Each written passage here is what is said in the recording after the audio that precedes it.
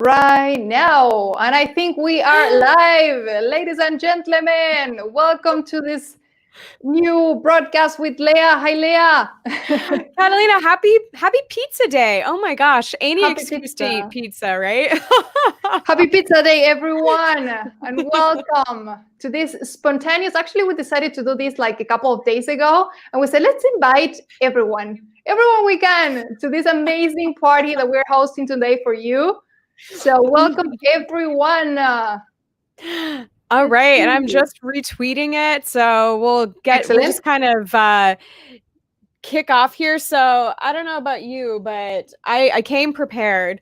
I have I have some pizza. It's already. What type of pizza are you having?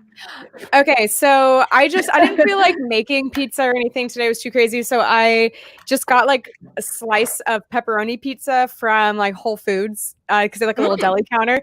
And then I came home and like dolled it up a little bit. So I put some mushrooms and onions and let's see, black olives and garlic and then some extra cheese. And then I cooked it up and then I added some basil and some seasoning. I'm like, wow.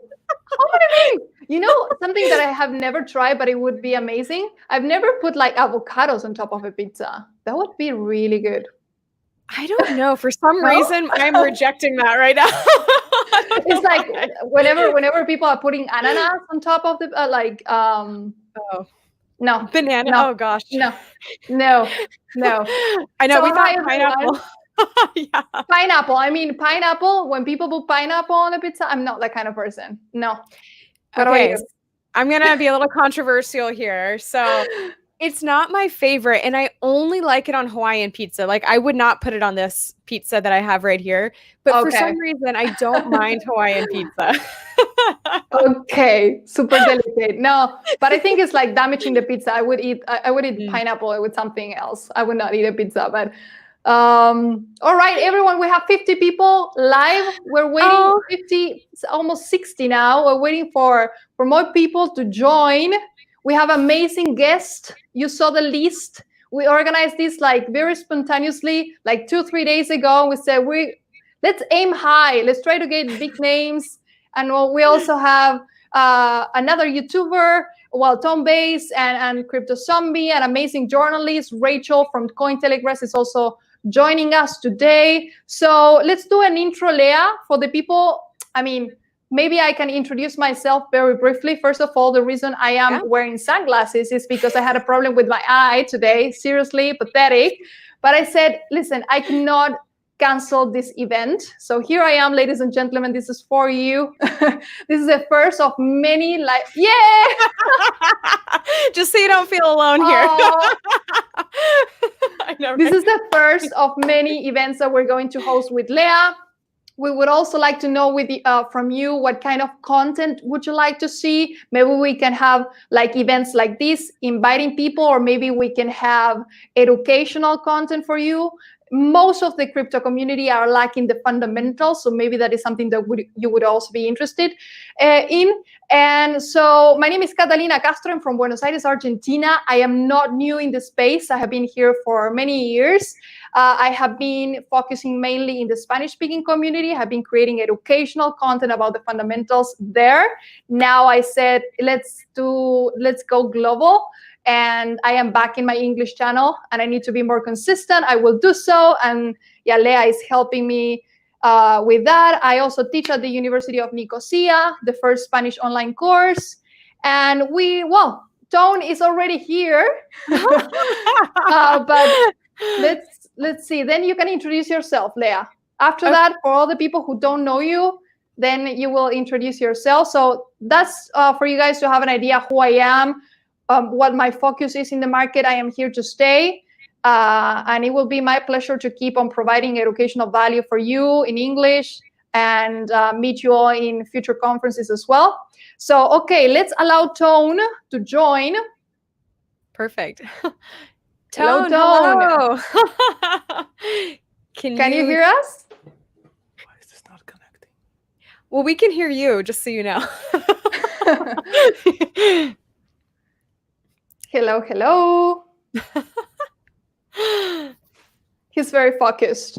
Very, very focused. All right. Okay, let's wait. Let's wait until Tone has that figure out. And yeah, everyone, thank you for joining. Wait, oh no, was that the magic button? Is it the headset? Well, I'm trying to change my audio settings, so hold off on that. You guys keep chatting. I won't be able to hear you. Hold on. Okay. Although I could, I'm gonna. My first time using StreamYard, so that's why I wanted to connect early. Got it. Ah, No yeah, problem. yeah. Well, sorry, we problem. threw you into the fire early. We're like, hey, he's here. Let's let him in. You're like, No, "What's it's fine. going on?" All So right. we have 70 people online. Thank you all for watching. This is the first of many events that we're going to host with Leah. Let us know what kind of content would you like to see. Would you like to see parties like this, us inviting like a lot of people together? Would you like to see us educational, like content? What would you like to learn about? Like, in my opinion, Leah, like Tone knows this very well. You need to know how the open blockchain of Bitcoin works first. In a very like technical way, so that you have perspective. So the more you learn about it, the more perspective you have in order to compare with other blockchains and how the market is going to evolve as well in the following years. Key, not only as an investor, but also as a professional, like to apply those skills and knowledge to your profession. What do you think? Yeah, well, that's actually one reason why I love that we're collaborating more is like you have such a rich history and education. You know, you were just talking about how you're a lecturer at the University of Nicosia, and it's just been really fun, like just to watch your educational content and the quality that you bring. And so I'm excited to be doing more together. I will take any excuse to eat pizza, so I'm especially excited about today. So, Tone, can you hear us now? Yeah, I can hear you. I'm gonna stick with the headphones. I couldn't figure out how to get it through my other speaker. Hi, Girl Gun Crypto. I think it's our first time we're actually interacting. I know it is. I'm so excited. There's a lot of people on the stream tonight that I'm actually going to talk to for the first time. So this is pretty exciting. Awesome, and Carolina and I see each other everywhere. I'm already drinking. I'm celebrating. Cool. I don't eat pizza, especially in quarantine. But wait, how am I? There it is. Boom, there you go. That's what I'm drinking today. All right. Well, let's see. All I've got a little Pinot Grigio of the boxed wine variety. Cheers. Salud. Salud, salud. Oh, yeah, Cheers. everyone. Happy Bitcoin Pizza Day, everyone. Okay, so Tom, welcome. How are you? First of all. Thank you. Awesome. Glad to be on your streams again. Well, you said you don't eat pizza, so I was going to ask you what's your favorite pizza, so it doesn't count anymore. I used to eat pizza.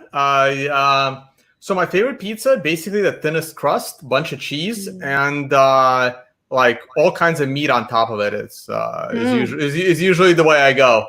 That's the way I used to go. Yeah. Like I don't understand how people like the big like square, like the Chicago style or what a deep dish. Thank you. It's just bread. It's like that's not why people eat pizza. Like you can go and eat bread. Or I feel like with the Chicago, it's so much sauce too that the flavors get kind of lost. I don't know. I'm with you on the thin crust, 100%. Yeah, I'm all about like the old school Brooklyn pizzas. Yeah. All right. So Don, thank you so much for being here with us. We have a couple of questions for you, and we do not want to take that much time from you either. Oh, no, I don't mind hanging out. Bueno, stay as long as you want. So it's not like I have anything else to do. I'm still in quarantine. Right. Okay. So the first question is, now that the halving is over, we have a whole pandemic year ahead of us. So first question, what are your expectations in terms of the price for this year? And second question aligned to that one is, what are the topics you think people should focus on during 2020, like in terms of education, in terms of topics to be more aware of, topics to learn about, for example? Sure. Well, I feel so short. Like I'm usually short next to you, Carolina, but I don't know. Yeah, there you go. That's better. So I wrote an article the first week of January as to my top 5 things to look out for. I should probably remind myself what those were. But I remember some of them, but this is why I should have been more prepared. or for the first time, I should have just asked for questions. I'm going to my own blog. So one of them was about the price. And what I said the first week of January was that my view on the price is that we would have a bottom in price before the halving, like some kind of a noticeable bottom, like a drop to 5,000 or lower. And clearly I was 100% right on that front. About it going 5,000 or lower as we fell down to just below 4,000. And that happened in March before the halving. So that one happened. My other view on the price was that we were going to get stuck in the $6,000 to $10,000 area for the majority of the year. Though I am expecting us to finish the year around 10,000 or slightly above. But the majority of the year will be spent below 10,000. And I was talking about this with a friend of mine just as the year was ending. I think we're like sometime in December, we're hanging out at a restaurant.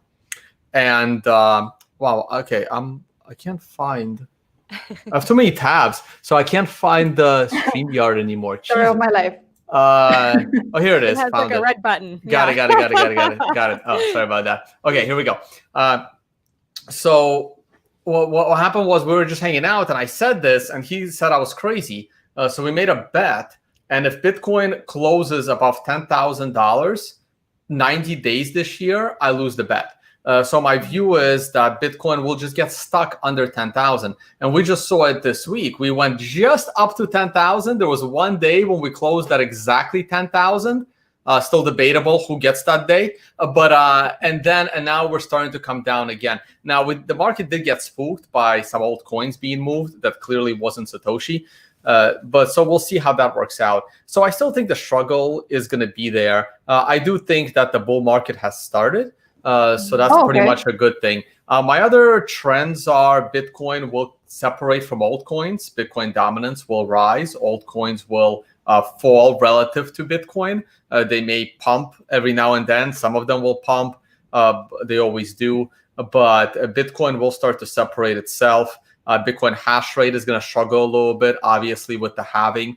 The other thing I'm looking out for is wording from the SEC that the ETF could actually be coming, and that's going to significantly boost the price of Bitcoin. Now, what do people should be doing? People need to seriously be learning. The current, if you've used Bitcoin lately, you would have noticed a significant rise in fees. And it hit me by surprise as well. Over the last month or two, fees have drastically went up. Even going into this year, even like 3 months ago, I was saying how I'm not even considering using Lightning. Bitcoin is cheap. Bitcoin is fast. I'm paying, 3 to 5 cents per transaction. That's not happening right now. Right now, I'm paying like 40, 50 cents per transaction. If you listen to, the Bitcoin haters and those that want to push scams on you, they'll tell you that transactions are like $3, which is like a lie. Transactions are 30, 40 cents, and that's still very expensive relative to what it was even 3 months ago. And that's probably going to get a lot worse. And it's going to get even worse if people actually start using Bitcoin to the degree that we want them to use. So it's already becoming an issue. So learning how to use Lightning is key. And I'm going to try to start, understanding Bitcoin podcast. Like I need an 8th podcast for my YouTube channel. But I do want to start educating people. The conference was postponed. The conference was supposed to take place around now. But we moved it to October in Malta, understanding Bitcoin. So I want to bring that as podcast form to educate people how to run nodes. We need more nodes. Number of nodes is dropping. People need to learn how to use Lightning. People need to use how to learn Liquid. I mean, if you're going to build a scam, might as well build it on a decentralized protocol instead of Ethereum. So there's lots of things we can teach people. It's funny that you say sidechains. Sidechains is a topic that I think people should highly focus on, and we have Adam Black waiting, so I cannot wait to see what he says about sidechains and to explain it to all of you. One question, Tone, for the conference in Malta, is it for? It's not for people who are just getting started. It's for people who have more intermediary knowledge already, right? Yeah, it's more geared towards Bitcoiners. It's not geared to beginners. It's not advertised to beginners. It's not advertised Well, it's not advertised at all. Like all my events are advertised on a Tone VAYS channel, and 95% of the people that watch the Tone VAYS channel have used Bitcoin at one point or another. And that's my audience, and I bring things for my audience. We have the Financial Summit, which is geared towards traders and hedge funds, another big audience of mine. And Understanding Bitcoin is more of like the fun, general Bitcoin conference. But again, they're not beginner. Now, for this year's Understanding Bitcoin, we will try to do a beginner day. And even all of us should also be in the beginner day, because things in the beginner day, someone pulls up, where is it? Here we go. I have one. I have a bunch of hardware wallets laying around, but this one is unopened. And the whole point is, like, you hold something like this, like, hey, here's an unopened hardware wallet. Here's a basic check that that it hasn't been tampered with, at least to the best of your ability. And let's open it up. Let's connect it. Let us show you how to set it up, how to properly protect those keys, how to make your first Bitcoin transaction. So I do want to have a day like that to just educate people on the basics, so that this is a way for those that are more advanced to bring their friends or bring some of their relatives for that day. And also, all of this gets recorded. All of this is completely free then after. So it's not just doing it for the people there. Like 90% of all my content is completely free and available. Like the better everyone protects their Bitcoin, the better off everybody is. So it's not like, geared towards beginners, but we do want these beginner things there. I look forward to be there. Awesome. I think we all look forward to being anywhere in person together. Yeah, that is true. Amen. Amen.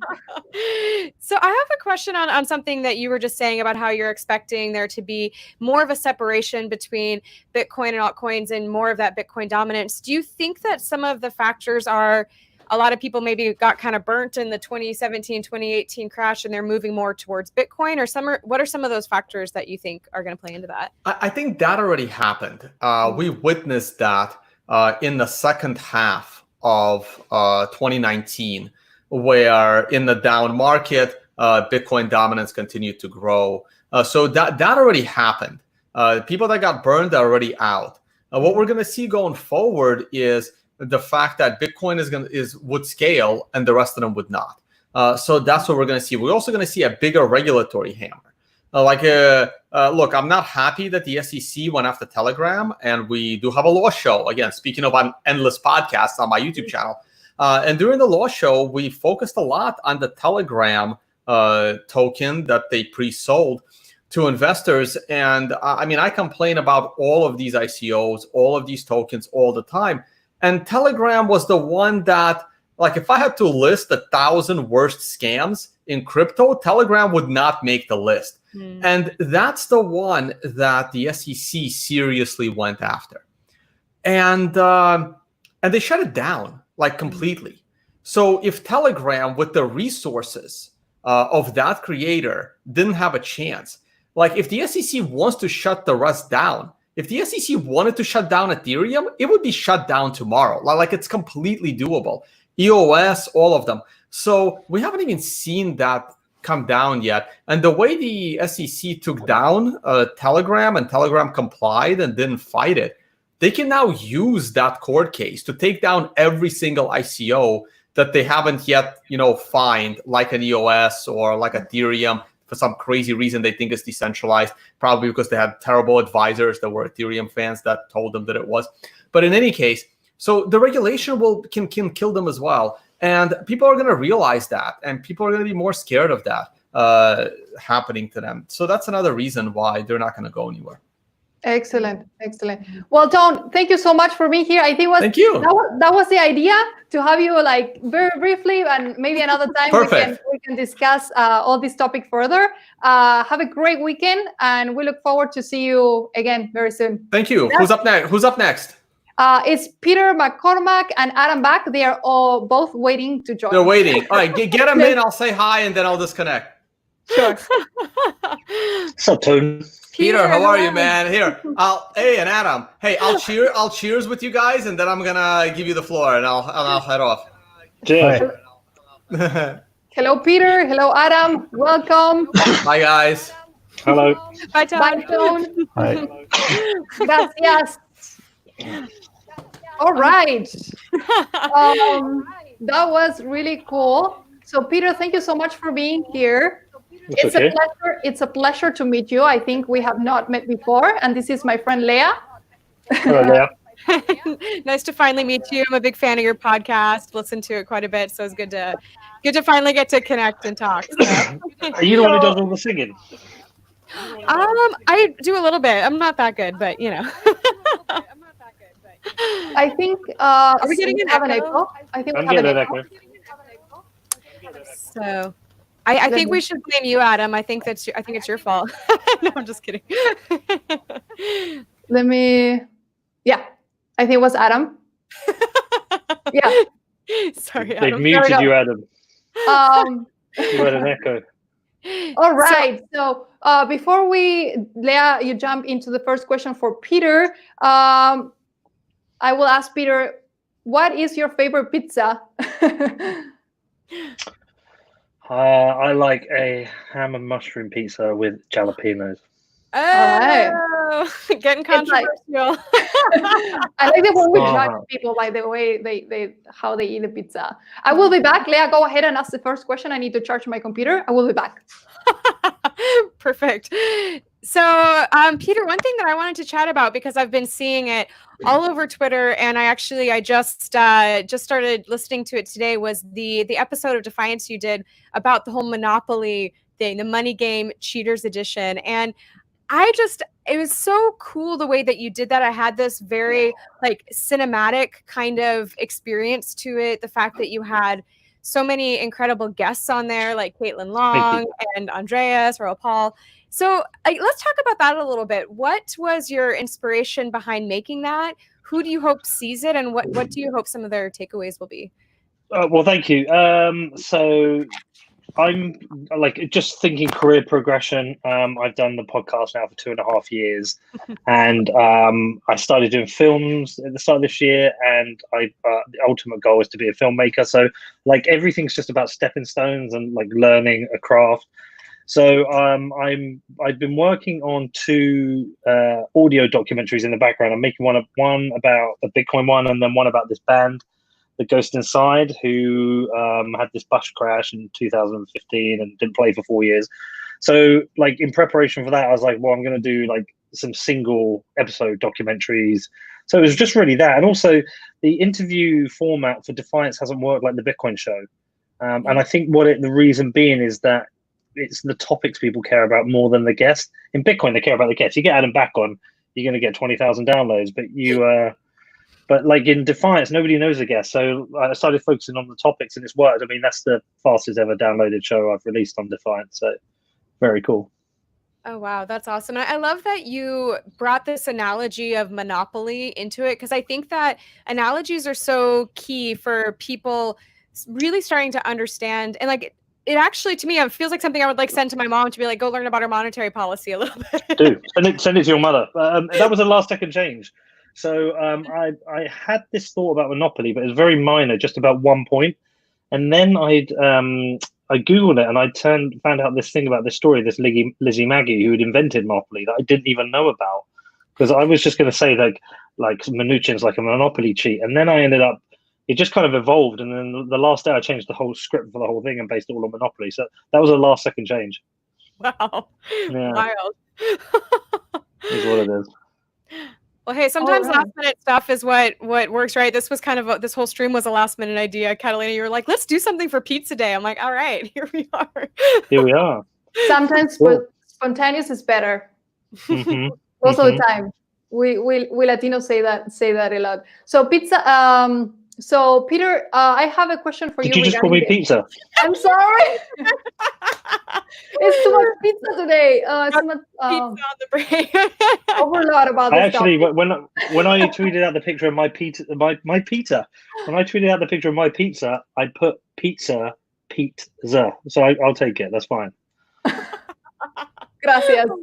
All right. So we have a whole pandemic year ahead. We have, now that the halving is over, this is a question that I'm asking most of you. What are your expectations for 2020? It can be either related to the price, or what are your expectations in terms of things to happen that could maybe make the market evolve? And what are the topics that you think people should focus on more during this year to evolve as a community? Well, I don't know what else to expect this year already. Like, I don't know. I don't really look at price that much, to be honest. I don't. The only time I see price is when it's on Twitter and somebody mentions it. I just don't check anymore, and that's a really healthy change because I don't care. My time horizon's a decade. Like anyone, I'm getting at the moment where people message you and they're like, "Should I buy Bitcoin now? It's a good time." I always say, look, just have a 10-year time horizon and buy a little bit as you go. So I don't really care about the price. What do I care about right now? What should people care about in Bitcoin? Well, everyone should care about different things. Like Adam will care about completely different things from me. You know, I focus on the basics and beginners and basic understanding. And Adam will be focused on the lot more of the kind of like technical and detailed stuff. But I think what we really should be focusing on broadly is the continual erosion of our freedom around the world. I mean, China is just in the process of taking over Hong Kong right now. The erosion of the liberties that the people from Hong Kong had are just about to collapse. So I think it looks very much like Hong Kong is done as a democratic, free thinking, free nation. But we're seeing it all across the world. We saw it in Turkey. We've seen it in Hungary. I think ultimately Bitcoin represents freedom, and so rather than focusing too much just on Bitcoin, we should also focus on the other aspects of freedom. So that's what I care about. I'm not really a price person. Okay. No, I think it's a very, very good answer that you said. It depends on your priorities and your goals. And most people don't have goals in this space. They are just here to speculate. But there is one thing that I think. Yeah, I mean, but I also think that people should focus on creating more perspective and education. People are not studying the fundamentals, and I think that is a basis that the whole community should have at least at an intermediary level. And I don't see that happening, at least yet. It has not happened yet.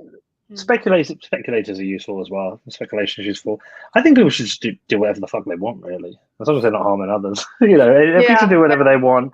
So I don't really have Bitcoin goals personally. I just have career goals, and so I always focus on that. I want to be a filmmaker, and right now I'm making the films about Bitcoin and shows about Bitcoin, and then like touching on some other stuff. That's my personal goals. I don't know. It's a really strange world right now, right? Yeah. Oh, so yeah. Where are you based? Where are you, Catalina? You're in Spain. I'm in Buenos Aires, Argentina, and I was about to ask you, how was your experience in Venezuela? How was the trip? What can you tell us about that? Amazing country, amazing. I mean, all of South America.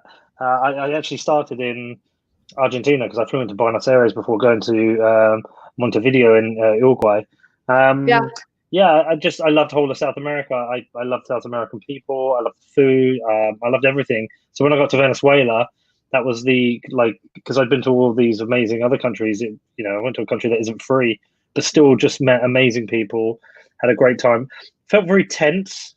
I felt very, very strange atmosphere.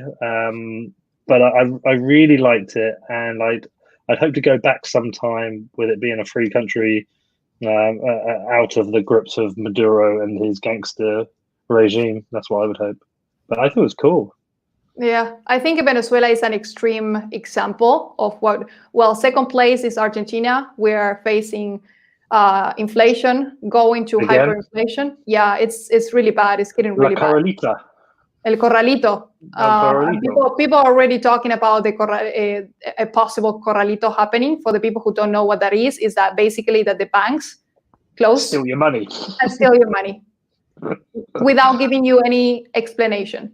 Yeah. And that is the worst example that we have had here, and the best actually example for the rest of the world, in order to not to wait until you hit bottom. Until you wake up and start studying alternatives, but not even in Buenos Aires, Argentina, that I see like young people like waking up in this sense. So I think it isn't until humanity reaches extremes levels, such as Venezuela, that they start taking action in that sense. So my question was, I've never been in Venezuela. I was going to say Argentina is actually, I think, a better use case than Venezuela. I think Venezuela is not a great use case. I mean, people talk about it, but actually it's just a very weird country because it is a dictatorship. Whereas I think Argentina is a better country because it's a free country and it's just the mismanagement of the money that's seeing hyperinflation. So I'd love to go back. Free country. Like now we are getting free than Venezuela. But it is in second place. The government that we have right now is really bad and is like limiting everything that we can do with our money, everything that they can. And now with the excuse of the pandemia even more. So I was curious because I've never been in Venezuela. I think it's a very extreme and very different reality from what we live in the other countries in Latin America. And I would be a little bit scared of going there. It's a very weird environment as you described. So I was curious about that. So hopefully that's cool. I liked it. I don't want to go back to. I'd rather go back to Argentina because it's fun. Where are you, Leah?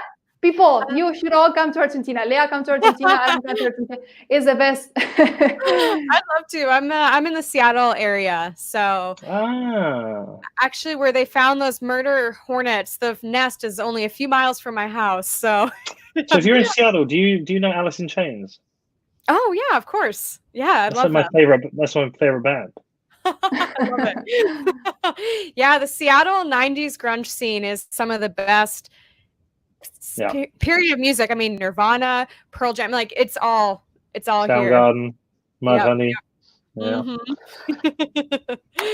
Bueno, Peter, muchas gracias. Thank you so much for your time. The idea was to get to know you, and maybe we'll have you in another occasion in the future. Take care. This is my second time today as well. Oh yeah, he tried to join before because I hadn't clarify that it was Eastern time. I'm so sorry. I called you pizza and I didn't say tell you the time. So anyway, you should take Adam back on. He's much more intelligent and important than me. No, Peter, it's been great chatting with you. Great chatting to you. Take care. Bye, Peter. Thank you. Right. All right. Cool. See you later, Adam. Hand over. Let's unmute Adam back. There we go. I think we both unmuted, so you unmuted and I remuted. All right. Hello, Adam. Welcome. How are you? Are you good? Are you guys getting echo still? Do you hear that, Adam, or is it just me? I don't hear it. No, I just checked because I wondered if it'd be in the room, but I've only sound in the headphones, so it should be okay. Okay. No, it doesn't matter. So happy Bitcoin Day, Adam, and thank you so much for being here. We will not take that much time from you today. I think, Leah, you have the first question for Adam. Yes. So what we're asking everyone at the start, since it is, after all, Bitcoin Pizza Day, is what is your favorite type of pizza? I like the calzone. It's a kind of folded Italian pizza. It's pretty tasty. You can't go wrong with bread and cheese and, tomato sauce all together. Right. So, there's been a lot of talk this week about the whole 50 Bitcoin thing. Is it Satoshi? Is it not? And you've been tweeting saying that you do not think it is Satoshi. So I was just curious to hear a little bit more about your thoughts on that. Yeah, so there's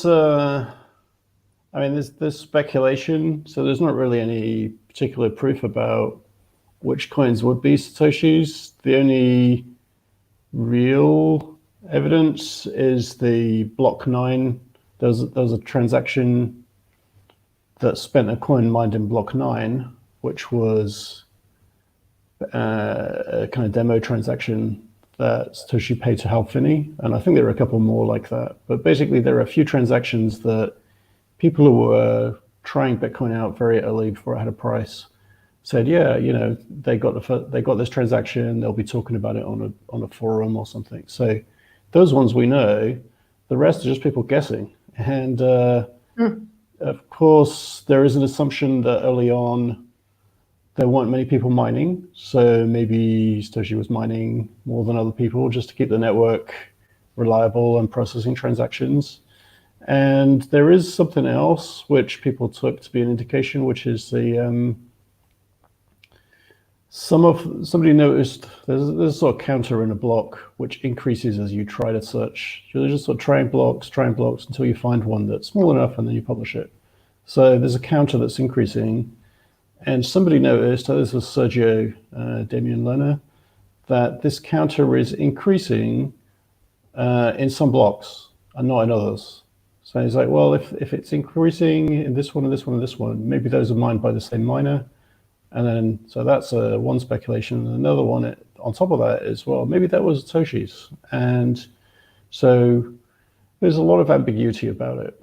But in any case, this 50 Bitcoin wasn't one of those pan. So they call it Patoshi, like a combination of pan and Patoshi. And there's a website about it. Yeah, if you Google it, if you Google Patoshi, there's a website and it has a graph. I presume it's either Sergio's page or somebody put it together from the information he provided in his blog post. So apparently the 50 Bitcoin wasn't one of those, but doesn't really, you know, if it was one of those, I wouldn't prove it's Satoshi's, and if it wasn't, that wouldn't prove it isn't. So we don't know much, but at least the indication is that it wasn't one with this pan. So I don't want to know who Satoshi is. People found this interesting. Yeah, I don't know. For some reason, people found this interesting to speculate that. I think one of the best things Satoshi did was to disappear. Unless, are you Satoshi? I think that's very interesting. There are rumors that you are Satoshi, Adam. But I think, well, yeah, somebody made a video, sort of like X-Files conspiracy sort of thing, you know, connecting very vague things and sort of professionally edited. So it caused a bit of speculation, but no. But yeah, I think it's very interesting that Satoshi left. It's not, not active. Maybe the person is active, but not with that name, right? So, and I think it's very interesting because people tend to think about things hierarchically. So if there was, a company that started it or an individual that started it, people would want to ask that person questions. And because they've pretty much come to the conclusion that, well, we don't know who it is, presumably they're not coming back, let's give up on that. We won't be able to talk to them again. So we have to think for ourselves. And I think that's a good thing that, you should think for yourself, don't trust, verify, try to understand and make your own decision. And also that it's not a system that there's somebody you can lobby for a change. It's not like government money where you can have a vote and you can change something. It's just like a commodity money. It's like gold. There's nobody to go and argue with about changing the amount of it or how fast it's mined or how much the maximum is. So I think the fact that there's nobody to talk to makes it feel more like a digital commodity, which is what we want, basically. Yeah. That was a very complete answer. So my next question is a very important question, and I think the whole community should focus on learning what sidechains are and why they matter to the evolution of the technology and the market. Maybe you can give us your perspective and your perspective and explanation about what sidechains are and why they matter to the ecosystem. Right. So, firstly, a sidechain is a kind of like any other blockchain, except that it doesn't have its own native currency. So it's a sort of second layer blockchain. So kind of, Lightning isn't really a blockchain, but people know about Lightning, that it's a layer 2 to Bitcoin. So a sidechain is a kind of a different layer 2 to Bitcoin that is a whole chain. So Lightning is just moving transactions quickly, but a sidechain has, you know, a more Bitcoin-like structure. You have keys, you can cold store them, you have a wallet. It's much more Bitcoin familiar experience than a Lightning experience, which has a few differences. So, and it can have different rules. Lightning is a way to do things you can do on Bitcoin, but faster and cheaper. A sidechain can introduce new functionality, where Lightning is restricted to only doing things that can already be done on Bitcoin, but to do them cheaper or faster or something. So those are a couple of differences. And then because you can do new things on, like, you know, on a sidechain, that has happened in practice. So the first version of Element, so Blockstream has a layer 2 sidechain called Liquid, which is for probably most interesting for traders and people who, you know, do arbitrage trading or do trading across different exchanges, because they can then move coins and other assets between exchanges. So Tether, the stable coin, is also on Liquid, and some other assets. So you can move those things from an exchange to your wallet, or from your wallet to an exchange, or from one exchange to another within a couple of minutes. Where if you do that on chain, it will be slower. Typically, I mean, on Bitcoin, that might take half an hour, and it can be expensive as well, because when things get busy, the prices go up, as we know. And Liquid is cheaper, so its minimum fee per byte or virtual byte is 0.1 satoshis. And Bitcoin's is 1, so that's one factor. Plus, then Bitcoin's fee rates are high, right? So priority fees now are like 200 or something. So generally, Dan. hi, Hey guys. So generally, a transaction on Liquid is going to cost 1 or 2 cents, and a transaction on Bitcoin is going to cost tens of cents, maybe a bit more if you really want to move it quickly. So now, by way of it, I mean, the user experience is very similar to using Bitcoin, and you know, you can download a smartphone wallet or a desktop wallet.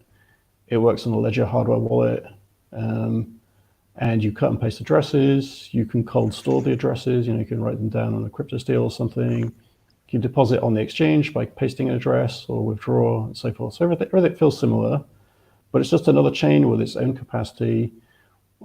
Two big differences about what happens on there. One is that there's confidential transactions. So all of the values are encrypted. So if you look in a block explorer, you can't see how much money's moving around. And the other thing it has is asset support. So you know, the Bitcoin chain holds only Bitcoin, other than sort of layer 2 type things. And Liquid allows people to issue assets. So anybody can issue an asset. For the asset to have value, you have to convince other people it has value and convince an exchange to list it. But anybody could issue one just to test or play with. And so that's the other difference. And so if you look in the block explorer, you can see transactions, but you can't see how many coins, and you can't see what type it is either. You can't see whether it's a Bitcoin or a Tether or a Bitsy token or a Bull Bitcoin Canadian dollar token, and there are more of them. There's a Sideshift token and more different assets, and lots of test assets. So you get some confidentiality, and that's interesting. I think a lot of people are interested to see confidential transactions maybe arrive in Bitcoin in the future, but it's going to complicate a change, and there are some interesting debates, and it's a bit larger, like the transactions are bigger. So people can try it out in a sidechain and see if they like it, and then maybe it'll get improved over time, and maybe it'll come to Bitcoin one day. All right. For everyone who wants to learn more about sidechains, I did a 20-minute highly educational video on my channel. You can go and check it out, and I highly suggest everyone in the ecosystem to study this topic, because it's crucial to see how the market is going to evolve, and Bitcoin's capabilities are evolving. So that is key in the space. So before we go to Dan, thank you for being here. Hi. Thanks for having me, y'all. Last question for Adam. This is something, okay, so back in January, you mentioned that we could have a 100K Bitcoin price not very far away in the future. When do you see that happening? And what are your expectations for 2020? Is that a question for myself or Adam? I don't know. I mean, it's For Adam. Sorry for Adam. Yep. that's for me. Last question. Yeah. So it's I don't know. Like Bitcoin has been particularly volatile. So there are certainly periods in the past where prices increased by, let's say, a factor of 10 in the space of 3 months or something. Right. The run up to $20,000 in 2017. So it really depends on, some positive factors. And I think there's a lot of reflexivity, just meaning that there's a sort of positive feedback loop. If the price is up, people talk about the price, it gets into the news, more people go look at the price, and then they go buy some more, and then that creates a bit of a loop. So it doesn't take much for the price to go up, and then it's all volatile. But I presume everybody's heard about Plan B's kind of stock to flow and stock to flow X price modeling. So we don't know if it's predictive or not, but it'll be interesting to see. So, I mean, personally, I wouldn't be shocked if we, exceed $20,000 this year. That was the kind of previous, that's a sort of table stakes almost at this point. I think people are getting a bit impatient about $10,000 already. So maybe $100,000 is possible. I think the more sort of 4-year time frame, like within this halving, is where Plan B is saying that he would expect to see stock to flow. If it continues to follow the model, where you'd expect to see this sort of $300,000 price target. But I don't know. We'll see. I think the other thing, going very briefly back to the fee market. So, of course, we always expected that the fees would become high again. We've had a period where, for a couple of years where they haven't been very high. And as far as I understand, what causes the fees to go up is traders. So now that's basically because they have other fees to pay. They have wire transfer fees. So maybe they're paying $34 for a wire transfer fee, and they're paying a commission on the exchange, like 20 basis points, so 0.2%. So if they make $1,000 trade or a $10,000 trade, the fact that they're paying $1 instead of 1 cent for the transaction, they really are not going to notice. They don't care. The exchange doesn't really care because they just charge the users. And so, the people that don't care about the price are going to bid the price up and then make it unpleasant and expensive to do censorship-resistant payments, which is kind of ironic because that's the value of Bitcoin, the ability to do censorship-resistant payments. And yet the people that like to buy Bitcoin as an investment, because of that, are pushing the price up. So I think there's a couple of ways we can combat that. And those are using different layers for different use cases. So for retail payments, if more people use Lightning, that will take pressure off the main chain. And if more people use things like Liquid for trading, then they will leave the main chain for people who need the censorship-resistant payments and the cold storage. So with Liquid, you wouldn't really do cold storage, but if you're doing active trading, I think it's a better option, a more secure option than leaving funds on the exchange. So I encourage people to, take matters into their own hands and not just complain about the fees and expect passively that somebody's going to do something about it because it's Bitcoin. Bitcoin doesn't do things for you. The question is, what can you do for Bitcoin, right? So what you can do for Bitcoin is use it, research and use it in ways that reduce the fees. Do more Lightning payments, install Lightning Wallet. If you're trading, install Liquid, use an exchange that offers Liquid, and so forth. Excellent. Okay. Thank you, Adam, so much for being here, for taking the time. Hopefully we will have you in the future. Take care. And We'll see you in the future. Have a good weekend. All right. Thank you. Bye. Gracias. Bye-bye. Dan, All right. you're up. Welcome to the show. Hey, thanks for having me. We also have Rachel. I don't know if she's ready. Oh, she left. Okay. Does she not want to hang out? All focus on Dan now. You are the protagonist. I'm ready to go. Well, Dan, happy Pizza Day. You know, just to kind of kick off, we've been asking everyone what their favorite type of pizza is. So what is yours, Dan? I mean, I'm kind of a classic pizza guy, so pepperoni pizza, it doesn't get much better than that. So that's my go-to. See, I had a slice of pepperoni and then I ruined it. I added a bunch of things to it. So. I mean, that looks delicious as well. You know, you're asking for kind of my quintessential one that I go for. That's my one I go for, but I don't discriminate. It's pizza. Exactly. So speaking of pizza, obviously it's been all over Twitter today. And something that you said that I think is a really interesting point is you tweeted saying that every time you've spent Bitcoin, you've regretted it. And I think that's a really interesting conversation in the ecosystem right now, because a lot of people are saying, we need people to spend for adoption. We need more merchants to accept it.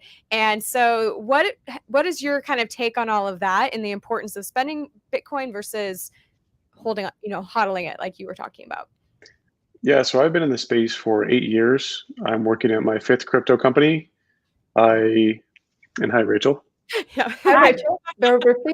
Hola. Hi, guys. Sorry, we're running a little bit behind the schedule we sent. So I've been in the space for 8 years. I've used a lot of the earliest products. My first wallet was Bitcoin QT wallet, which had a full node attached. Terrible user experience. I mean, I'm not an engineer, so for me to navigate this sort of stuff was crazy, especially without any GUI or interfaces that really were, built for humans. It was built for engineers. And so like seeing Bitcoin, for me, when I first met Bitcoin in 2012, I was like, I'm an Austrian School of Economics sort of guy, studied finance in undergrad. I was like, this is gold 2.0. Like, this is the holy grail. It's got a disinflationary monetary policy that can't be tampered with by humans. There's no subjectivity, no political nature that would be inserted into the monetary policy to change it. Choosing a proper rate of inflation is nearly impossible. And so, from that, really felt at my core that Bitcoin represented gold 2.0. Naturally, when companies were built in this space, VCs fundamentally don't understand what gold 2.0 means. VCs only think in code, engineers, platforms, growth. They don't think in new paradigm shifts of like, what is money? It's completely foreign to them. They don't understand economics. Like they understand operational sort of like company metrics, but they don't understand fundamental shifts in like what is money and how the origins from shells and beads to gold, even how that transition even occurred. And so when Silicon Valley saw Bitcoin and people were building products in Bitcoin, they're like, okay, how do we use it? Right. And they're like, well, let's buy things with Bitcoin. So this huge burgeoning industry, focused on merchant adoption. So 2014, Coinbase was signing up merchants left and right. They were announcing Newegg and Microsoft and all these companies, big splashy headlines. And at the time, I was working at blockchain.com. They had acquired my first product called ZeroBlock. And so I was director of product over at Blockchain, including building out blockchain's first merchant processing app. So it was like the first mobile app that you could use to accept payments in person at different merchants. And as we saw, no one cared about spending Bitcoin for entirely intuitive reasons. It's expensive. You not only have transaction fees, but you have volatility fees. So from the moment you purchase your crypto asset, whether that be Bitcoin, Litecoin, or whatever you like, to the moment you dispose of it, you are paying a volatility fee. If your purchasing power declines, you pay a percentage volatility fee. So like if it fluctuates 10%, you're not just paying a 10-cent transaction fee, you're paying 10% of whatever value you're moving. And in addition to that as well, you're paying bips on the exchange side. So I work at Kraken, and even if you have to be a really top tier volume sort of trader to get down to 10 bips. So you're looking at like at least round trip 20 to 50 bips, which again scales with the price of the transaction. So, and then you've got capital gains taxes, all sorts of other issues. So fundamentally, like from a product mindset, when I use product A or service A and product or service B, which one solves my problem for me? Bitcoin does not solve a problem that I had previously because I can pay for my fucking coffee with a goddamn credit card. It's real easy. Now for drugs or something illegal, it does a phenomenal job at fulfilling that purpose. It's something I couldn't previously use with my credit cards or cash. Well, actually, you could go down to your local drug dealer and use cash. So fundamentally, Bitcoin is a protocol that has a protocol market fit. It solves a problem for people that interact with the protocol, and the problem that it solves is storing wealth. And so I think Pizza Day is a good reflection as to the regret that almost everyone has when they spend their Bitcoin. Laszlo, sorry to beat up on you, Laszlo, today, but certainly the most regretful person in the space. A lot of people go, hey, you shouldn't shame people for using it for this or that. And I'm not really shaming them. I'm just highlighting the consequences of using something for novelty, because that was for novelty, rather than using something for its intended purpose, which would be to solve a problem that you actually have.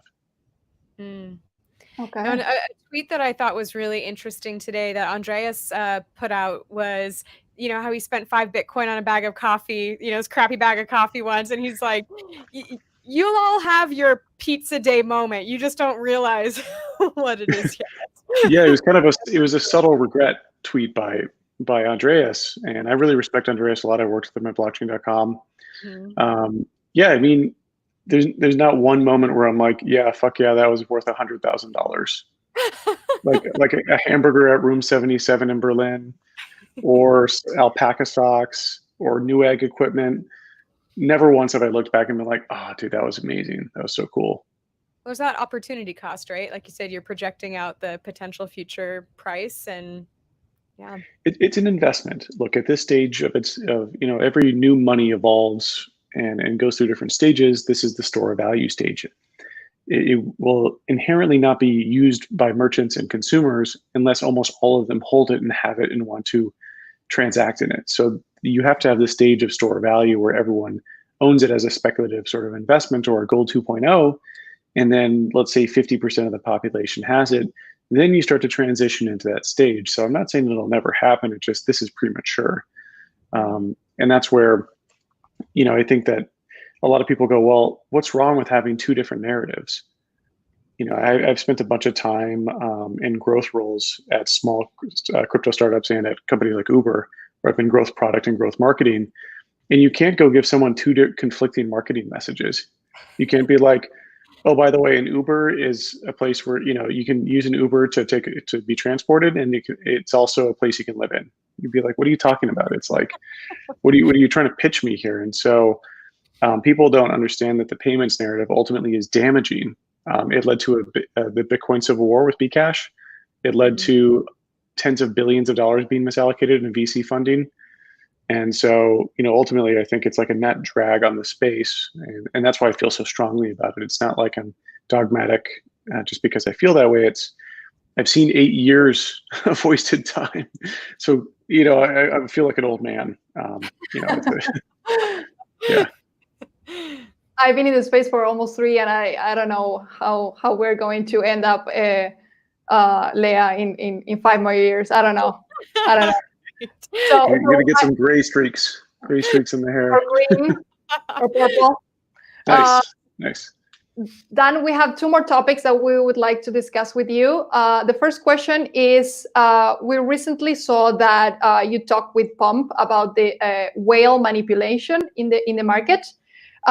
Maybe you can tell us a little bit about that, and if it is a topic that we should be worrying about. Maybe we can start with that. Yeah, so it's funny because I went back through my old emails to look at when I first mentioned Bitcoin to like my friends and family, because email records are some of my oldest ones. And one of my earliest fears, it was about whales. Back in 2012, I was like, oh, it's like manipulated. Whales are like manipulating the price. And the older I got and the more I started to work with exchange infrastructure and how trading engines work and how prices are discovered, you realize that every market is manipulated. It's sort of the spectrum. It's commonly used to degrade or kind of say that, oh, that asset is totally screwed up. It's manipulated. That's a word that we like to use to ascribe it's wrong. But every asset is manipulated. I mean, precious metals were manipulated by JP Morgan and they paid a giant fine for that. Same with FX rates, same with LIBOR. So whenever someone transacts, so whenever I buy or sell a Bitcoin, there's a counterparty that bought or sold a Bitcoin to or from me. And so it takes two willing market participants to conduct a trade. Someone has to be willing to sell a Bitcoin and I got to be willing to buy one. So how much of that can you be like, oh, a whale forced people to sell that day or forced people to buy? I'm not sure, right? Like even if a whale dumps, if most of the market feels differently than the whale, that like, oh, okay, whale, you dumped and the price dipped 5%. Well, we disagree that that price is the correct price and people buy it all up. You know, they've essentially, yeah, you've moved the price temporarily, but what did it ultimately accomplish? So it's kind of like you're trying to, you know, a whale is like trying to make splashes in an ocean, but eventually those waves are moving one direction, right? You can't really, you know, crowd out the whole sea, you know, the whole sea of minnows. And as well, like as Bitcoin has gotten bigger and bigger and bigger, so it used to be really tiny where daily volume was like $1 million. And then it became 10 million and 100 million and 1 billion and 10 billion. As it gets bigger and bigger, the amount of manipulation that would need to occur to artificially move the market would have to be really, really high, because as as the order books become thicker, as they become more and more liquid, the ability to push the price up and down requires more capital. Okay, I think we're going to. I have actually 2 more questions for you, Dan, but I think we are running out of time. We would definitely love to have you back on the channel and discuss all these topics further. So thank you so much for being here with us, for your time. I hope you enjoy your weekend and your pizza. Where's your pizza, Dan? It's 4 p.m. here. I'm ordering it for dinner. Coffee with pizza, no excuses. No, No, me and I've got a Bitcoin girlfriend, so me and her ordering a pizza later. Muy bien, very well. Okay. All right, Thank see you y'all. so much again. Ciao, ciao. All right. Rachel, hello. Oh my gosh, great to see you again. Hi, yeah, good to see both of you. I'm just trying to make sure my camera's okay. Hey. When it zooms in. Hi, Rachel. It's nice to meet you. I think we have been following each other on Instagram, but we never really like met or talked. So it's a pleasure. Yeah, I know. Fine. Yeah, nice to meet you, and thank you for having me on your show. I'm really excited. Absolutely. How are you? And happy Bitcoin Pizza Day. Yeah, thank you. Happy Bitcoin Pizza Day to both of you. So the question that we've been asking everyone to start out is, what is your favorite type of pizza? Yeah, so I actually love cauliflower crust pizza since I'm kind of a health freak. Yep. Yeah, so those are really, really good. I buy the cauliflower crust at Whole Foods, and then I just like put the sauce and a lot of vegetables, very little cheese. Sometimes I don't even use cheese because I don't eat a lot of cheese, but yeah, cauliflower crust. Love it. I actually love cauliflower crust because I usually eat keto, so I don't have pizza very often, but it's surprisingly pretty good. Yeah, it's delicious. I mean, to me, I don't taste the difference, but I haven't had real pizza in a really long time, so maybe that's why. I know I feel that way when I like eat the real thing again after a while. I'm like, oh, I guess it is different. Yeah, exactly. Yeah. So I was kind of thinking about this, you know, getting ready for this video, and I'm like, I feel like I see you all the time. I see your work, we've chatted, but I don't really know that much about your story and how you became a crypto journalist. So maybe just really quickly tell us a little bit about how that looked, because you were at Forbes and now you're at Cointelegraph. So maybe just tell us a little bit about that. Yeah, sure. So I've been writing about the space since 2017. So a little over 3 years now. And I got started, I was actually a contributor for Huffington Post. I don't know if a lot of people know that, but that's kind of where it started, and it kind of blew up there. And I wrote about a company doing supply chain management stuff using blockchain in 2017. And I posted that on Huffington Post, and it like blew up. So I started writing more content on Huffington Post about blockchain, and it was so successful there. And then I went to my first Bitcoin conference in 2017 in Hong Kong, right before Bitcoin reached its all-time high, which it's so cool to like go to Hong Kong for a Bitcoin conference. You know, you're new in the space, and then that happens. But anyways, I connected with the editor of Bitcoin Magazine at the conference there, sent her a few of my articles from Huffington Post, and she made me a staff writer at Bitcoin Magazine. And then from there, I eventually got on with Forbes, and then spent almost 2 years with Forbes. And now I'm so happy to be with Cointelegraph because I'm staff with Cointelegraph, and it's not a contributor, it's a staff position, which I love. And Cointelegraph is it's just an amazing outlet. The people are wonderful. So yeah, I'm really happy. But that's kind of my career path. And it wasn't easy. You know, it didn't happen overnight. Like it took a lot of work, and you've really got to be a good writer to be a journalist in this industry, because if you don't know how to write, then basically, like, you know, you're screwed. Yeah, and not only that, but also knowing the tech, knowing the technology very well in order to have perspective and also give opinions and do comparisons. So I think it's very brave. Not everyone is capable of doing so. Yeah, thank you. Yeah, and I've been writing about technology for over 10 years. Blockchain just seemed like the next logical technology to cover in 2017, because like Bitcoin was blowing up then, and blockchain, and then the enterprises got involved. So it just made sense with my career path. You know, so yeah. So speaking of enterprises, that was something I wanted to chat with you about, because I know you've written quite a bit about different enterprise blockchain, you know, topics. And so as just a trend in the industry, like where do you see that going? Like where do you see that evolving? And what does the enterprise blockchain sector look like maybe in the coming years? Yeah, so that's a really good question. I think we really started seeing enterprise blockchain develop in 2018, after Bitcoin reached its all-time high. That's when blockchain kind of blew up and enterprises started getting involved. Now, initially, when, at least from what I can remember, private blockchains were always the thing with enterprises, like, you know, IBM's blockchain network, Hyperledger, all of these networks that are, you know, open, but they still have permissions open. But you know what I mean, right? So, and it makes sense. If you're an enterprise, you want to keep certain data private. And so private networks just sound more appealing.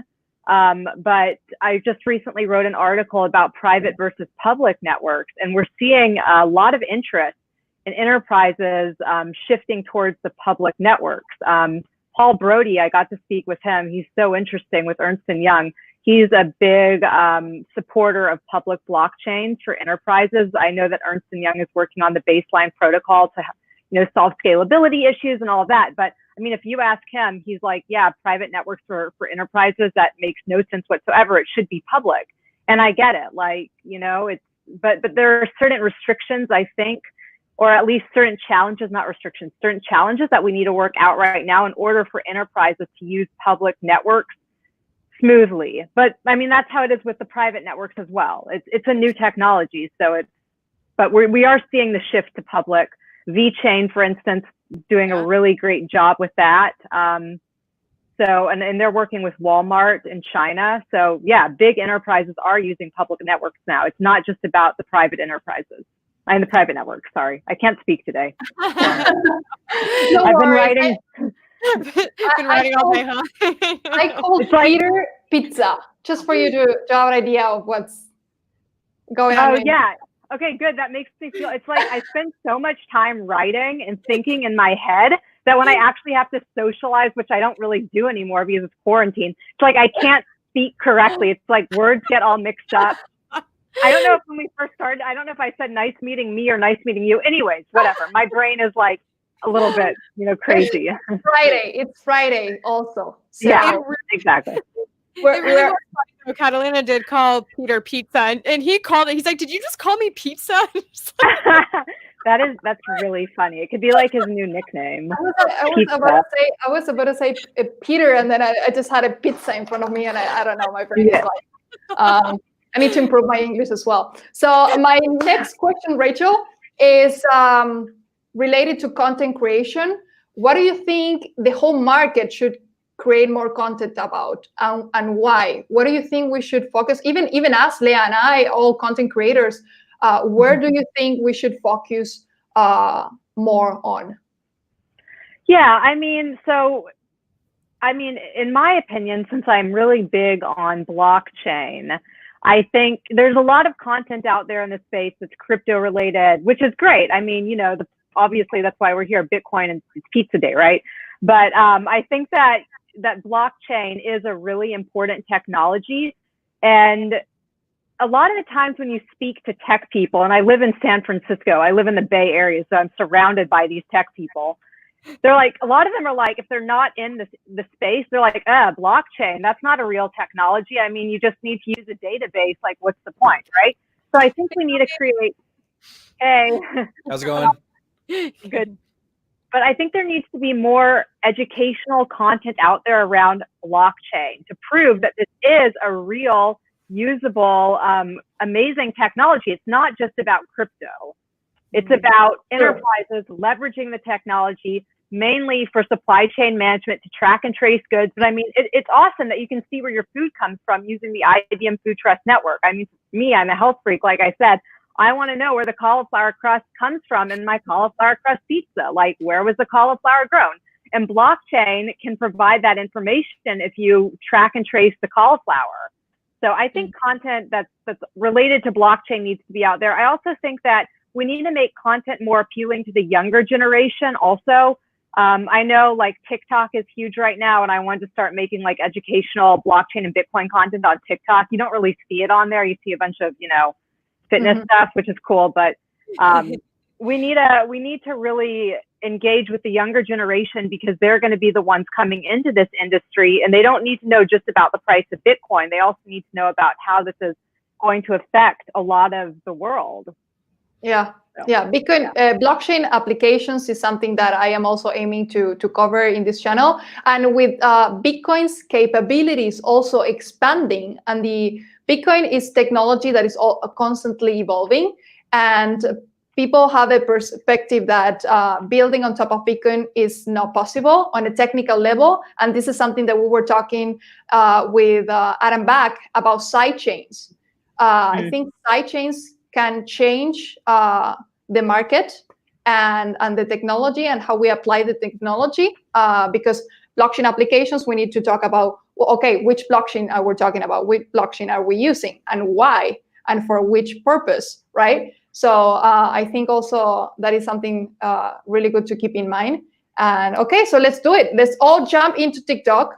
And we need to create one video a day. It is something that I am trying to push myself to do as well. But I never make it a priority. Yeah, exactly. Because a lot of people view those videos, and I think we just need to get educational content out there. And I think it's great that you would talk about, can the Bitcoin blockchain be leveraged for more than just, the cryptocurrency aspect? Yeah. I think Exana, Bitfury's project, is doing something with the Bitcoin chain to, I'm not sure, I covered it a while ago, but anyways, it's an interesting project. You should look into Exana. All right. Thank you, Rachel, so much. Yeah. You're welcome. Thank you for spending pizza with us. Thank you. And yeah, you guys enjoy, and I'll eat cauliflower pizza later. So goodbye. Thanks. Bye. Zombie. Sorry, we just zoomed way in. I'm super close now. Hold on, let me readjust. All right, there we go. So thanks for having me on for Pizza Day. I really appreciate it. I'm excited. You had some really great guests on. You had Wink Wink Satoshi on earlier, though he won't admit it. But we directly asked him if he was Satoshi. Well, and he said no, which is what you would expect Satoshi to say, right? So no, thank you for being here, and it's the first time that we meet, so nice to meet you. Yeah, thank you so much. I got my pizza earlier, although I think I might have I see it's so big you can't see the box, but I got a square pizza, so I think that's kind of against the Bitcoin rules. It should have been a round pizza, but I don't know, they had like these like art, what are they called, like rustic pizzas, so I felt like getting fancy on the Bitcoin Pizza Day. You're so fancy. I think that answers the question what your favorite pizza is. Actually, I don't really have a particular kind. I love to like find crazy pizzas, like, like gourmet pizzas, and just load them up. Like this one I got, it was some like artichoke with battered eggplant and like scallions. Like I just went nuts. So I just like to try crazy pizzas. So I don't really have I just like pizza. not That's the anytime. attitude. That is the attitude. There you go. I know. I'm kind of like, when people ask me what my favorite is, I'm like, if there was a pizza called Everything But the Kitchen Sink, that's what I would order. Like, the more. There you go. I don't know if you have a mod pizza where you are. I'm assuming you probably don't, Catalina, where it's like it's almost like Subway, like build your own toppings, but for pizza. No. Anyway, they hate me when I go in there because I want everything, and they're like, "This is never gonna bake." I'm like, it's fine. So we have like Godfather's Pizza over here in New York, which is kind of like that. Like they have to the point where it's not even actually pizza. Like it'll be like dessert pizza, but it's just like a cake in the shape of a pizza. You know what I mean? So, but yeah. So I will. Oh, by the way, Anthony Pompliano would be proud. I wore my long Bitcoin short the banker shirt today. So I heard you guys talking about Pomp earlier. I want to get that shirt. How can I get it to Argentina?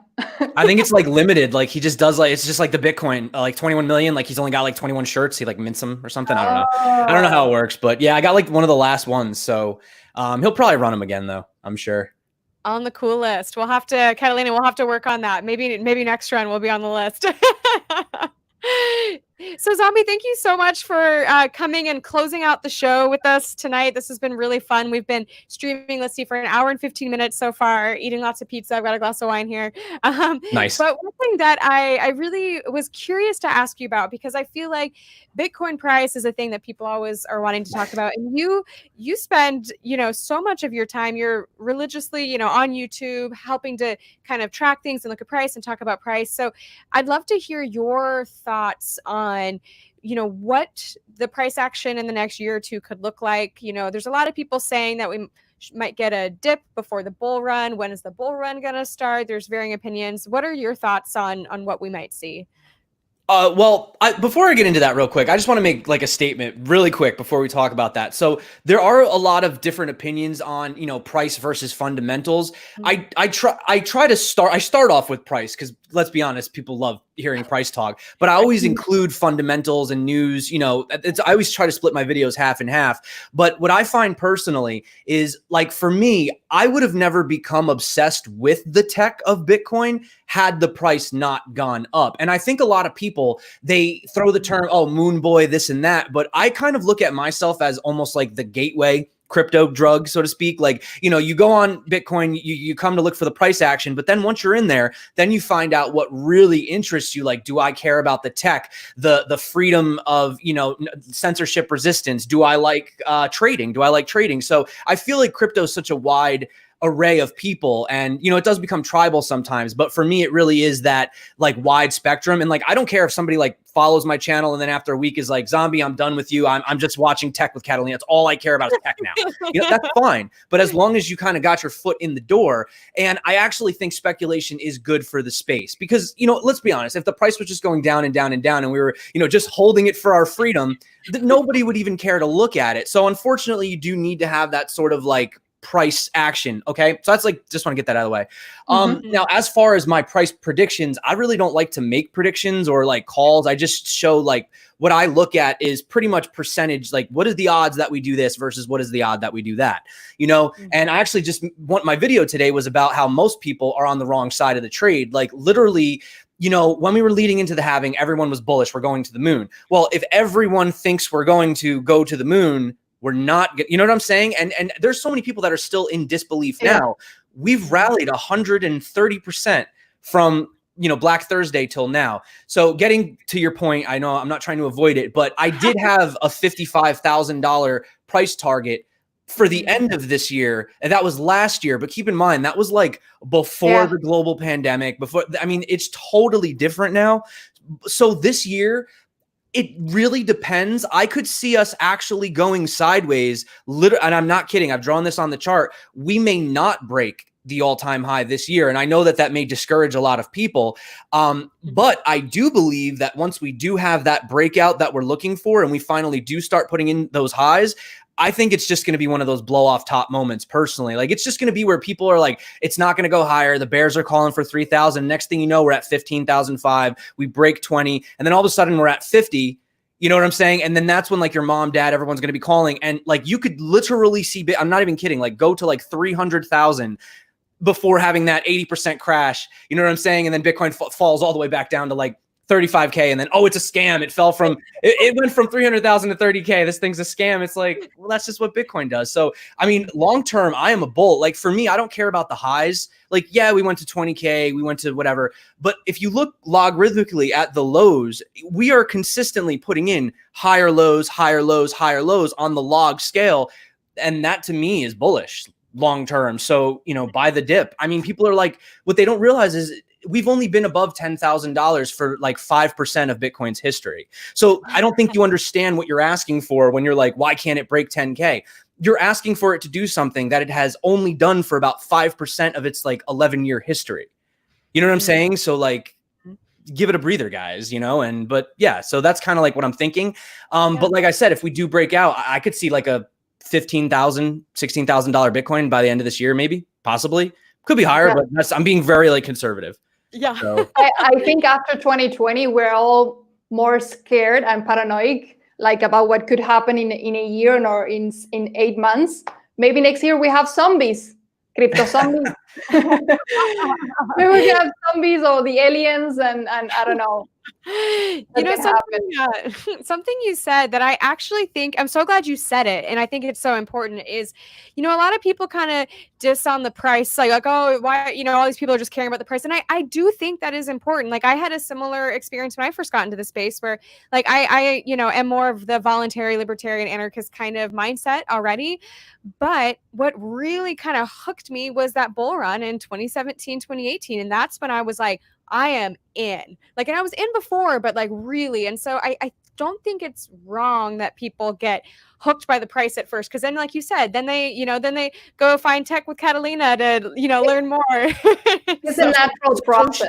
Satoshi himself. Oh, sorry, Catalina. I didn't mean to interrupt. No, go ahead. I just wanted to say that Satoshi himself, in multiple, you know, Bitcoin Talk posts, had mentioned price and how that was what he considered to be an attractive part of it, and how he had anticipated it, you know, eventually being, I mean, technically it's not really truly deflationary because we do still have Bitcoin coming out, but he even, I don't know the exact quote, but you can Google it. And he was like, hey, if you have an upside with that potential, you might want to try owning some. Like, he said something to that degree. So, I mean, the man himself said it, guys, you know, it's like. Yeah. Okay. Next question. Regarding everything what happened with YouTube, what are your thoughts about this topic? Are you concerned? Have you had issues recently with YouTube? And aligned with this question is another question, which is, what do you think about library? Do you think it is fully decentralized? What is your opinion on that? I haven't looked into the like the governance behind it and stuff. I don't really know that. So many people have asked me to look into it. I know the first time that I looked into it, when it came out years ago, you had to download the client, and that was what turned me off, because I was like, no average person is going to do this. You know what I mean?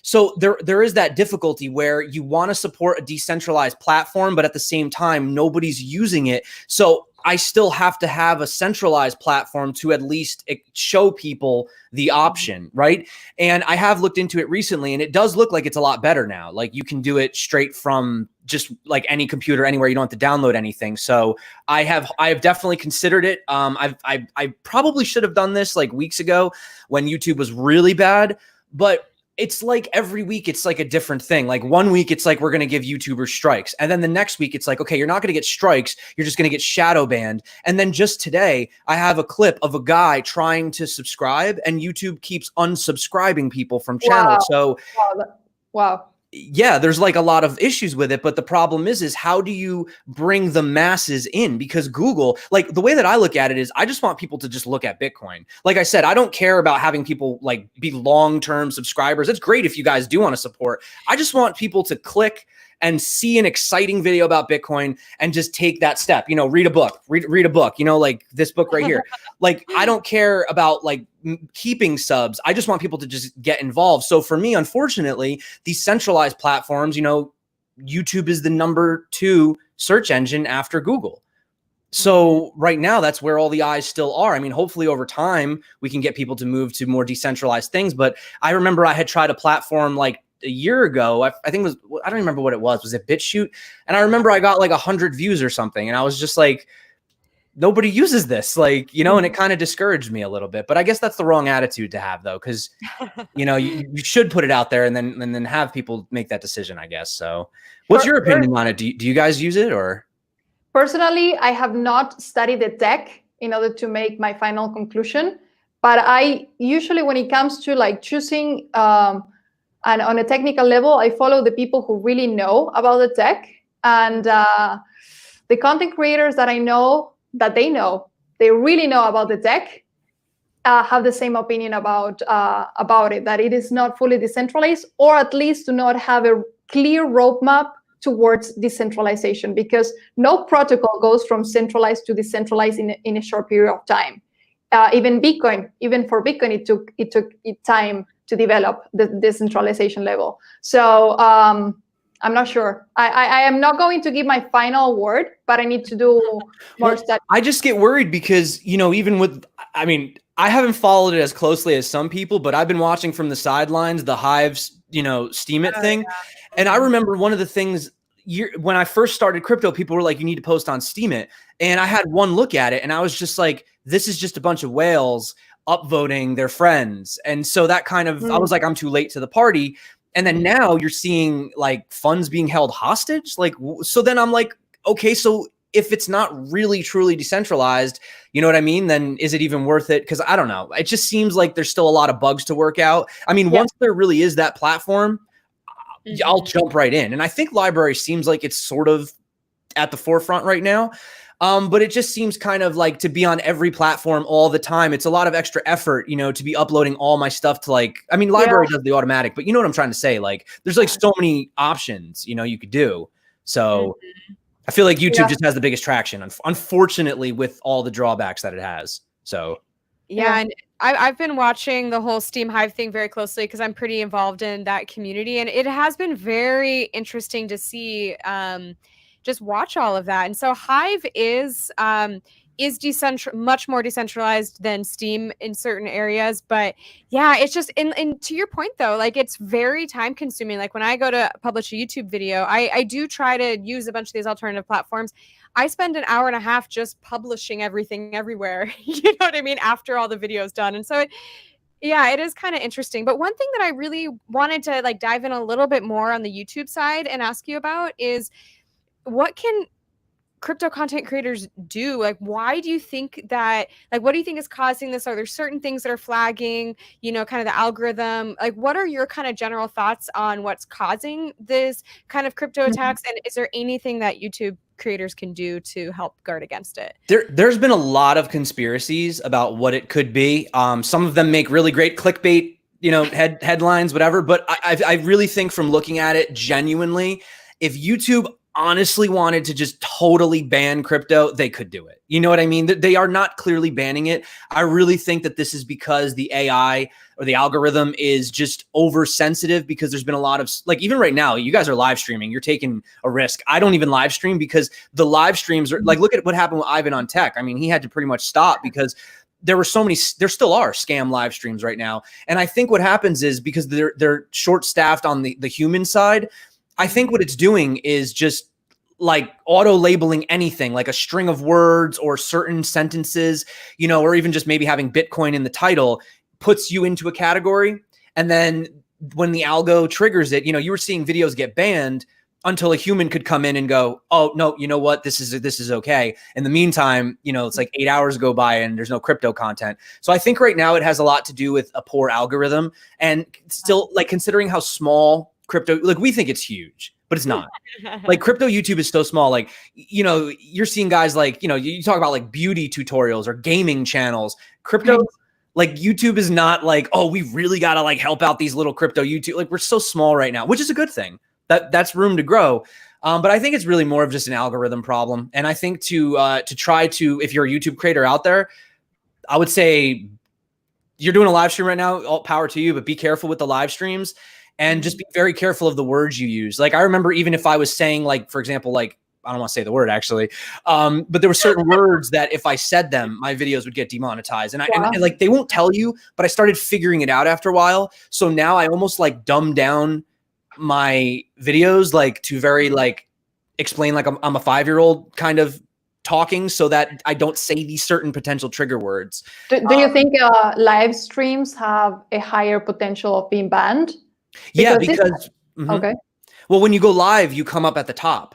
So like you have the advantage. Like you're like right now, if you have the like word Bitcoin in your title and people search for Bitcoin right now, there's a good chance that your like video is probably like one of the top 3 videos right now for anybody searching for Bitcoin right now, because YouTube prioritizes live. So that's a threat if it's a scam. That's the people come in for the first time ever. Oh, how do I buy some Bitcoin? Oh, great. Vitalik's giving away Bitcoin. Let me just give him, you know, whatever. And then there you go, you know? So YouTube doesn't want to be liable for that. You saw what happened with BitConnect. I mean, they had a crazy, you know, and plus like Ripple's suing them too. Like they don't want to deal with this, you know? So they're just probably going to just like they were doing shadow banning because, hey, screw it. Like we'll just ban everything. It's not like crypto's that big of a niche. So yeah. It's tough. It's tough, guys. It seems like the bigger creators are getting hit the hardest. You know, it seems like almost some of us like smaller channels are kind of still flying under the radar, you know, a little bit. But yeah, I mean, it's possible. I know I know some smaller channels that got totally deleted, unfortunately. So, yeah, I don't know. Like I said, I have a backup channel. People can follow us on Twitter. I should get a decentralized channel, but yeah. So it is what it is. I mean, hopefully, like I said, I think at this point, if they really didn't want the content, they would just outright ban it. I don't think YouTube has a problem with cryptocurrencies. I just think they have a problem with scams, you know? So I think once they somehow sort that out, I think this won't be as much of a problem. But censorship is still an issue. You know, you're basically using their platform, you know, just so like you kind of have to abide by their rules. And if you don't like that, then you know, go on library full time, I guess. But then understand that you may retain your audience, but you're getting to new people into the space, which is my goal. I just want people to find out about Bitcoin. So you're probably not going to do that, like, because no one's using it yet. So that's the trade-off, you know. Yeah. Well, as a testament to your goal, like literally, I have a few friends in my life, like my normal just life, that have gotten into Bitcoin lately, and they all watch your videos. Like they love you. It's so awesome. Like so when you played my little like Harry Potter clip, so many of them were like, "Oh my gosh!" They were like freaking out. They couldn't believe it. They were like, "You were on Crypto Zombie." It was awesome. It was like the best explanation ever. How did you even put that together that quick? I mean, literally, it was like she had the tweet. And like within like an hour, you had a full-on video with a background in like Harry Potter language. It was like, I can't even work that fast. That's crazy. It's magic. It's all. No, I'm just kidding. You must just. Are you like a big Harry Potter fan? Is that why you were like able to just connect it, or? I guess so. Yeah. I mean, I've read the books, but yeah, I don't know. My brain is a weird place. So it's a nerdy. You're very creative. But Zombie, thank you so much for being here today. I think we're gonna close it up today, right now, and we look forward to have you in the future. Maybe if you would like to discuss more topics. So thank you so much, and happy Bitcoin Pizza Day. Yeah, happy Pizza Day. Hope everyone grabbed a slice, and thank you. I really appreciate it. This was awesome. Thanks for having me on. Awesome. Ciao, gracias. Thank you. Okay, I think we can continue for hours and hours. So many questions. It says we're still live on. We're live. We're live. We wanted to close up with Leah. Oh, do you want me to go? Do you want me to leave? Oh, yeah. Should I leave? Have to go. Okay. All right, guys. Thank you for having me on. I'm leaving. Goodbye. Enjoy. Have fun. Oh gosh, that's so funny. Yeah, I totally forgot we were gonna do a wrap up. Yes, if you want to. No, the idea is to ask you guys who are still live, what kind of content would you like to see more with both us together? Would you like to see more of these kinds of events? Would you like to see more educational videos? I mean, I will keep on focusing on the fundamentals, but unfortunately, not a lot of people want to learn. I will do it anyways. Maybe we can mix it up with this kind of events. So give us feedback. Yeah, we'd love to hear from you guys because we love hanging out and we love working together. So no matter what, we're going to keep making some stuff together. So it would be great to get your feedback on what you like. But seriously, thank you guys, everyone that came to this, that hung out. Huge thank you to all of the guests we had. We had so many incredible people, so much great conversation. a lot of good pizza. It's been a it's been a good Friday night on Bitcoin Pizza Day. I'm looking at the comments. Da Vinci was here with us today. That is great. All right, so many comments. Thank you all for being here. Hope you enjoy it. And yeah, Leah, let's do it again. If we did this in 2 days, we can do everything. That's true. Yeah, those who missed in the beginning, we pulled this together last minute. You were like, let's just do it, and reached out to people, and just kind of all came together. We'll definitely do it again. So okay, so we'll see you next time. We'll keep you posted. And Leah, gracias. It was an honor. And have a good weekend, everyone. All right, bye everyone. Ciao, ciao.